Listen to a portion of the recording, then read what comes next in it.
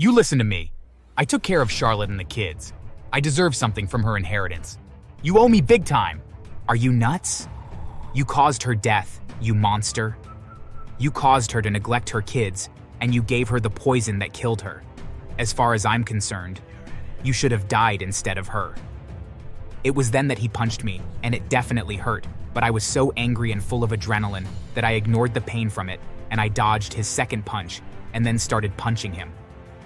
I had hit him over a dozen times before people dragged us away from each other. I was left with a black eye, but I broke his nose and his cheekbone, which left a pretty nasty scar. Hi there, my name is James, and things have been really topsy-turvy lately. It would do me a world of good to get a few things off my chest. Let me start off by saying that my family has had a bit of a rocky history. Both my parents were alcoholics, and while they never abused my sister Charlotte and I, they were very abusive towards one another. It's taken a lot of effort, but I have managed to avoid falling into the traps that the rest of my family has.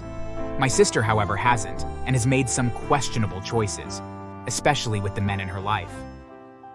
I absolutely love my niece and nephew, but their fathers are some of the most horrible men on the planet, and when Charlotte left them, I was greatly relieved. Thankfully, neither of them is in her life anymore, other than to pay child support, that is.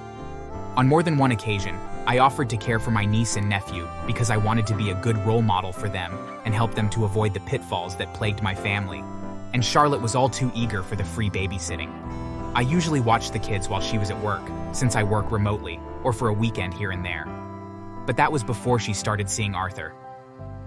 To be honest, I did not like Arthur, as he was very abrasive and constantly bragged about having money and owning the finest of things. Charlotte, however, adored him and thought that she had found Prince Charming and that she was with someone that could finally give her the rich and expensive life that she had always wanted. Soon after they started dating, she began asking if I could watch the kids for multiple days or long weekends, but soon it became a week or two here and there, which was fine by me. I loved the extra time I got with them, and we had a great time, but it was an expense that I hadn't budgeted for, and although I could afford it, I wanted to know if Charlotte could help out. Hey Charlotte, you know I love spending time with the little ones, but I was wondering if you could help out by sharing the child support payments with me. It would help me with my budget significantly. Why are you so ungrateful? Don't you love your niece and nephew? Of course I do, but if you need me to watch them for a couple weeks, I could use some money to help pay for their food and clothes and such. I wouldn't need much, but whatever you can spare would be a great help. Fine. Whatever. Arthur has more than enough money to cover all my bills anyways. Here, take my debit card and only use it for the kids. I thanked her, and the next time that she left for a 3-week trip with Arthur, I used it a few times to buy food for the kids. Careful not to abuse the responsibility that she had entrusted me with. When she got back, though, things felt odd. Both her and Arthur didn't look well. They looked like they hadn't slept the entire time that they were gone. Hey, are you okay? You don't look well. Yes. Arthur and I just partied a bit too hard, but we're good now. I was a bit skeptical, but I didn't really have any reason to doubt her, so I said goodbye to the kids and went about my day. However, 5 nights later, I got a call in the middle of the night. I was startled awake by it, and when I answered, it was my 8-year-old niece on the phone. Uncle James? Hey sweetie, shouldn't you be in bed? I can't sleep. I'm hungry and Mama won't make me something to eat. Okay, I'll be right over, sweetie. Confused, I grabbed some leftover pasta from my fridge and drove over to my sister's place. All the lights were on in spite of it being 3 a.m. Both my niece and nephew were awake and they looked like they hadn't bathed in a few days. I gave the pasta I had brought over and they eagerly gobbled it up. When I asked when the last time that they ate was, they told me that they had lunch the previous day, but that they had nothing since. I was so angry, but I didn't want to startle them, so while they ate, I quietly tiptoed away to find Charlotte. She and Arthur were passed out on their bed naked. On the nightstand was a pile of drugs, and it didn't take a genius to realize that my sister had been neglecting her children, so she and Arthur could get high. I checked to make sure that she had a pulse, and then I went and packed a bag for the children and took them back to my place where I bathed them, fed them again, and put them to sleep. Later that same day, I got a call from my sister that made my blood boil. Hey James, are my kids with you? Yes, they are asleep in my spare bedroom. Oh, I must have forgotten that you were babysitting them this week. Whew, that's a load off my mind. No, Charlotte. I wasn't supposed to be babysitting them, but my niece called me up last night saying she was hungry, and when I went to your place, I found that they hadn't eaten in nearly 24 hours. And then I find out the reason that that is the case is because you and Arthur were too high to either notice they were hungry or that they were even gone. What is wrong with you? Oh, shut up! You don't know what it's like being a mother. You only watch them occasionally, but they are my responsibility all the time. It's incredibly stressful, and I was just blowing off some steam. That wasn't just blowing off some steam. That was self-destructive behavior. Didn't you learn anything from the mistakes our parents made? Don't you lecture me! Now give me back my kids! I knew that legally, I had no grounds to keep my niece and nephew. And so when they woke up, I fed them again, and then brought them back to my sister's place. We didn't exchange too many words as I dropped them off, but I could tell that Arthur and Charlotte were very upset with me. For 2 weeks, I didn't hear from them or my niece and nephew until Charlotte stopped by one day unannounced. Arthur is taking me on a 10-day cruise. I need you to watch the kids. Well, it's a bit short notice, but yeah, I suppose I can. Without thanking me, she turned and left the kids with me and walked away. As casually as possible, I welcomed the kids inside. They seemed quite upset and looked like they could use some cheering up, so I took them to the zoo. It did the trick, and by the time that we returned to my apartment, they were in good spirits and were talking animatedly about all the animals that they had seen. I did use my sister's card to pay for the outing and then again for dinner for us. I just felt that since she surprised me with the unexpected visit that it was the least she could do. The days passed, and although I didn't know exactly which day she would come back to pick up her kids, I figured that after 11 or 12 days that I would see my sister. After 2 weeks passed, I began to be worried, and I started messaging and calling her every day, but never got a reply. After a month though, I decided to go to the police and report her missing. After a few hours, they informed me that she was in her own home and that she appeared to be inebriated, but otherwise okay. Annoyed, I went over to her house and I pounded on the door until she answered.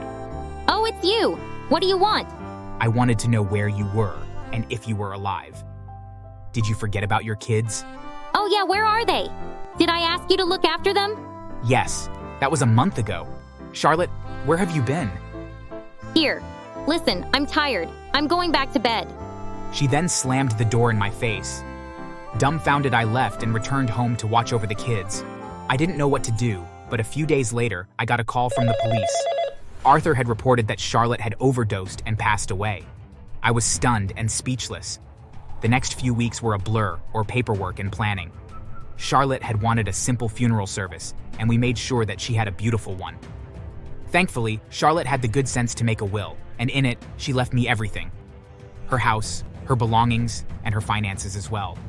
She also named me the guardian for my niece and nephew, who were taking the news of their mother's death poorly, but that was to be expected. Arthur, however, decided to take a completely different approach. He was upset that he didn't inherit anything. As it turned out, Arthur had been lying the entire time.